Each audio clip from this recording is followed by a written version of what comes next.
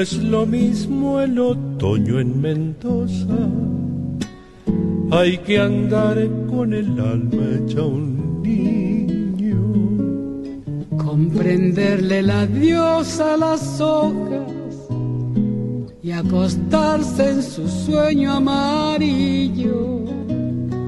Tiene el canto que baja la sequía, una historia de duendes del agua.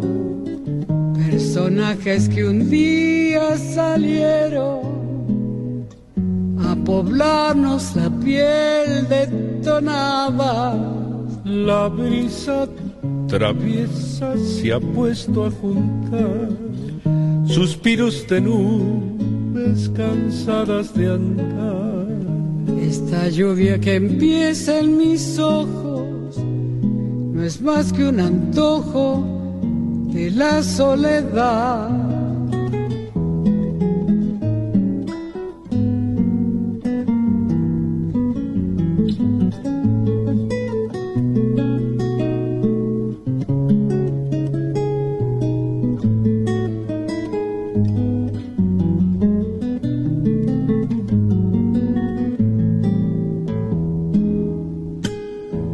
Es posible encontrar cada nombre en la voz que murmuran los cerros.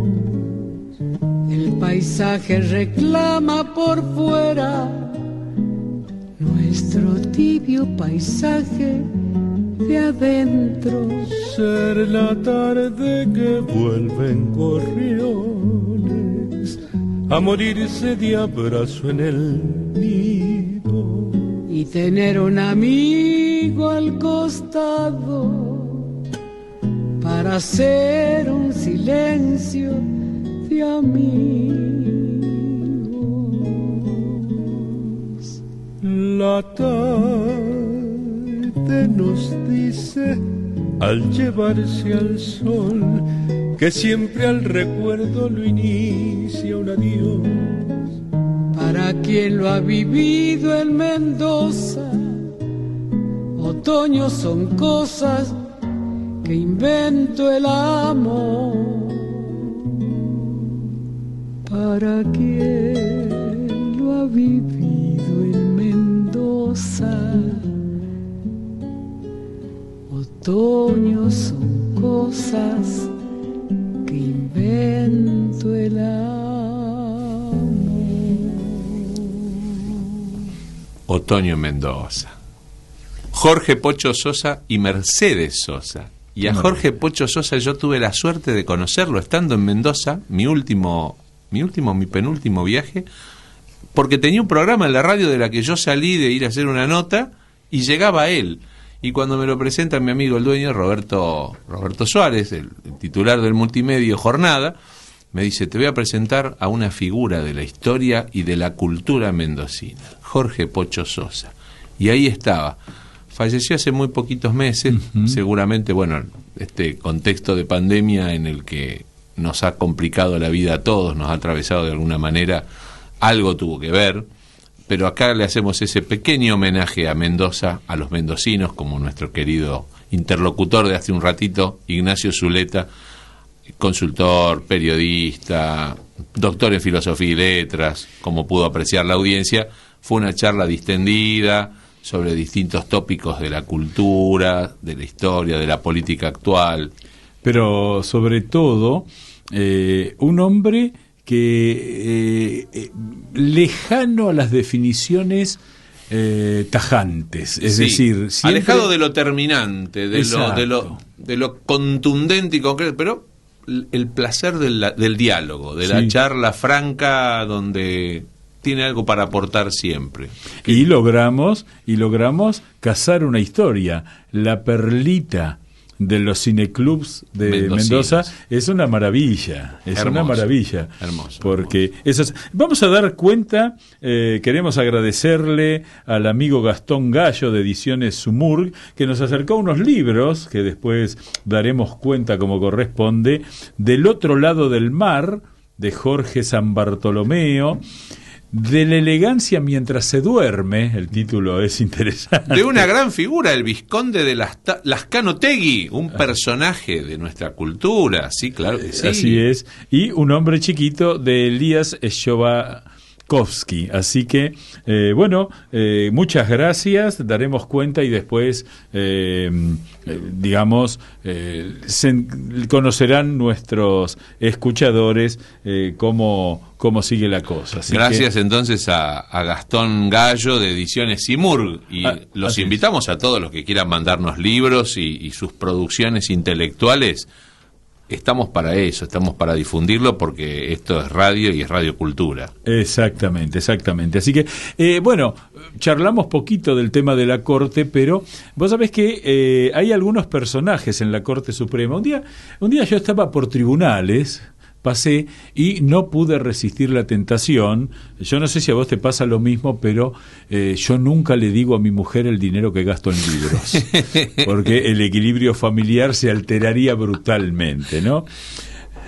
Emparejamos con mi mujer el tema de los gastos por libros, sí, yo creo que estamos cabeza a cabeza. En eso por lo menos, si en todo lo demás discutimos, en eso no discutimos. Perfecto. Bueno, la cuestión es que encontré un libro que me pareció interesante, en realidad eran 3 tomos, Historia de la Corte Suprema de Justicia. Yo pensé que me ibas a decir Historia de Boca Juniors, en 3 tomos, cuyo autor es el presidente de la Corte Suprema de Justicia, Horacio Rosati, antes de ser miembro de la Corte y presidente, un boquense de ley.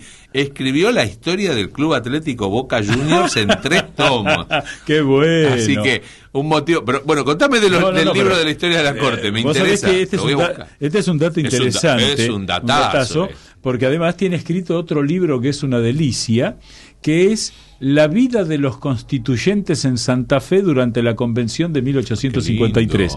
Es un libro de anécdotas de cómo Juan María Gutiérrez y José Benjamín Gorostiaga, diputados constituyentes, dormían en un altillo en la casa de Hermenegildo Subiría, que era un confitero que había creado unos alfajores que les dejaba sobre la cama para llegar a la noche, que son los conocidísimos alfajores merengo, que era como le decían los empleados.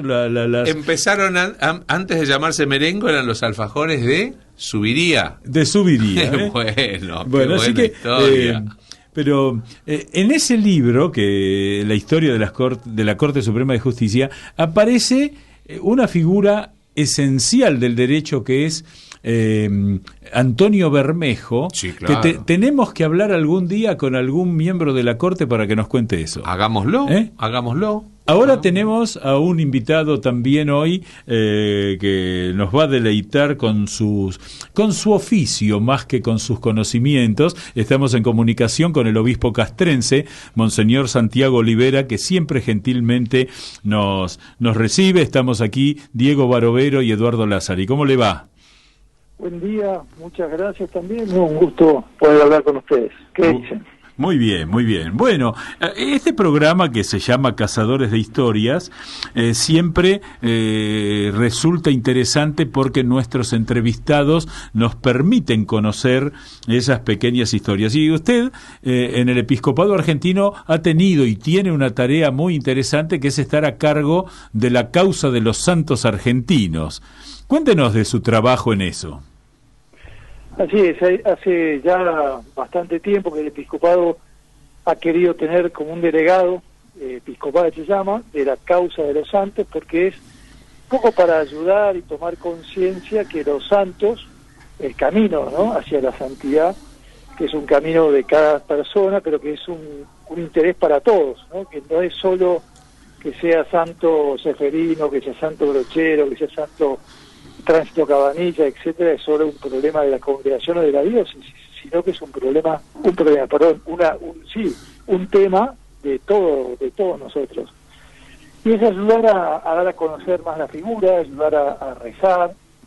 Todos los años, el 1 de noviembre, en la solemnidad de Todos los Santos, hay una jornada nacional que es muy linda, porque es para rezar por la santificación del pueblo argentino y la glorificación de sus venerables siervos. Así que es muy interesante porque uno conoce la vida de estos hombres y mujeres de nuestra historia que han hecho patria, que sin duda han sido un aporte muy grande para su momento histórico, pero que también sigue actuando y obrando e iluminando el hoy. Así es un cargo muy lindo. Yo tengo la gracia de ser la tercera vez que estoy como delegado, porque nosotros tenemos 2 posibilidades de reelección y después de pasar un periodo podemos ser elegidos de nuevo. Ajá. Así que tuve 2 periodos de 3 años, un periodo que estuve en la comunicación social y ahora volví a ser elegido. La verdad que es muy lindo, porque es tener contacto con los amigos de Jesús, que bueno, también se convierten en amigos míos. Y cuéntenos, monseñor, una pregunta para el pueblo lego, el que no conoce de la materia, del derecho canónico. Usted hizo referencia recién, hay como una especie, perdón la terminología, que a lo mejor no se ajusta, no es correcto, hay como un escalafón, ¿no? Porque usted se refirió al venerable, se refirió al beato, se refirió al santo. Sí. ¿Por qué no nos explica un poquito? Sí, el proceso, cuando una persona tiene indicios de fama de santidad, o se considera, habiendo hecho un análisis o un estudio de su vida que puede ser interesante, un aporte, un faro, una iluminación para los hombres de todos los tiempos, comienza un proceso que se llama de canonización. Que su fin último es la canonización, pero hay instancias previas. Por ejemplo, una persona que tiene fama de santidad o que se la considera con probabilidades de haber tenido una vida santa, o en el caso de los mártires, se hace el estudio, se hace una consulta en el nivel diocesano, en donde la persona ha muerto, digamos, ahí es el encargado de llevar ese proceso, es el obispo del lugar, aunque sea religioso o religiosa, y se consulta a los obispos de la región, se hace una investigación previa, si se lo considera que puede ser importante, va a la Santa Sede, a la congregación, o hoy en día al dicasterio de la causa de los santos, y se pide el permiso de iniciar la causa. O sea, se le presenta todo el material y la Santa Sede, si no está de acuerdo, dice que bueno, que nada impide comenzar el proceso, y allí mismo el sujeto, la persona, se llama siervo de Dios, ¿no? Empieza el inicio, y en la diócesis se nombra un responsable, una comisión histórica, una comisión de teólogos que va recogiendo todo el material, testimonio, depende si ha vivido hace muchos años una causa histórica o si es más presente, más actual.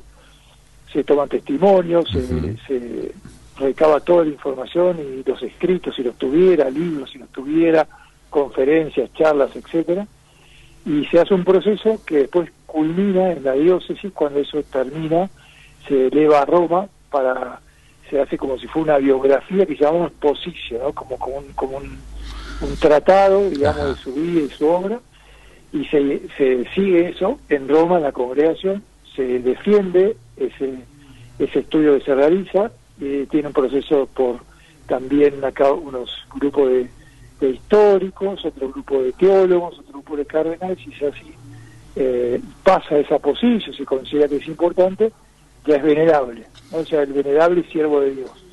Y ahí se espera un milagro, o sea, se pide para ser beato que constate la Iglesia un proceso de un supuesto, llamamos milagro, hasta tanto el Papa lo confirme, y de hecho ya no es supuesto, sino es un milagro, que hay, bueno, inician un tema bastante de oración y un programa espiritual, digamos así, para rezar por la intercesión de tal persona, tal candidato. El milagro los hace Dios, pero bajo la intercesión de esta persona, hombre o mujer, religioso, laico, cura, obispo, porque también es todas las vocaciones. Algo muy importante, que no está solo la santidad referida, como quizás antiguamente teníamos, ¿no? Que los obispos, los curas o las religiosas, sino también hay laicos, tenemos en camino nosotros jóvenes, tenemos empresarios como Enrique y yo, tenemos, muy interesante la variedad de personas, matrimonios, que están en camino, digamos, de la santidad.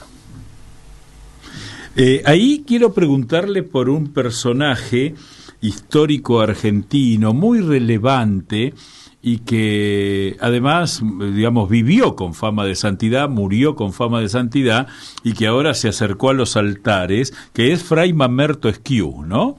Que es un personaje extraordinario. Yo el otro día recabé una anécdota cuando se instala la escuela normal en Catamarca. Él era vicario foráneo desde Córdoba y todas las damas catamarqueñas fueron a verlo porque ¿cómo puede ser que vengan estas maestras protestantes a enseñarle a nuestras hijas? Y Fray Mamerto Esquiú las miró con picardía y les dijo: miren ustedes qué hubiera pasado si fueran ateas. Mejor, por lo menos son cristianas. Es decir, un hombre de concordia que iba encontrando la forma de esquivar el conflicto o de enfrentarlo y disolverlo, ¿no? Un personaje a mí siempre me ha parecido extraordinario. Sí, como bien dijo, es un hombre de la historia. Para la patria argentina es un don, es un regalo tenerlo. Se lo conoce mucho como el orador de la Constitución. Exacto. Pero sí. Fundamentalmente ha sido un misionero, un franciscano austero, pobre, humilde, sencillo, trabajador. Fue obispo de Córdoba.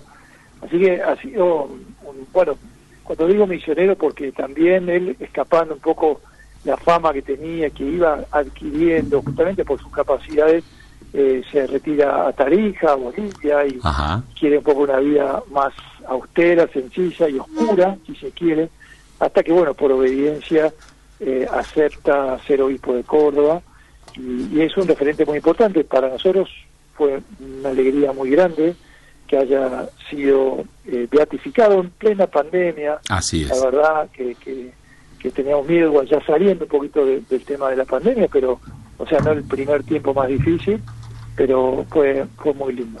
Un catamarqueño muy querido en Catamarca, pero muy querido en Córdoba, muy querido en Argentina, y la verdad que es una figura que va a seguir creciendo porque hoy es grato, pero es un hombre que puede dar mucho. Y no solo circunscribirlo, digamos, al ámbito político, así porque ha iluminado y ha trabajado en ese tiempo por el tema de nuestra consolidación, digamos, sin la Constitución, el sermón famoso de 1853, pero sino como digo, ¿no? Como un pastor, como un franciscano, como un religioso, realmente misionero importante. Usted tuvo mucho que ver también, lo recordamos, con la canonización de Gabriel Brochero, ¿verdad, monseñor? Sí, tuve la gracia, me tocó la beatificación en el 2013 y la canonización en el 2016. Ay. Siempre digo, yo agradezco mucho a Dios porque me ha tocado, es verdad que trabajé bastante en ese último tiempo, pero me ha tocado también recoger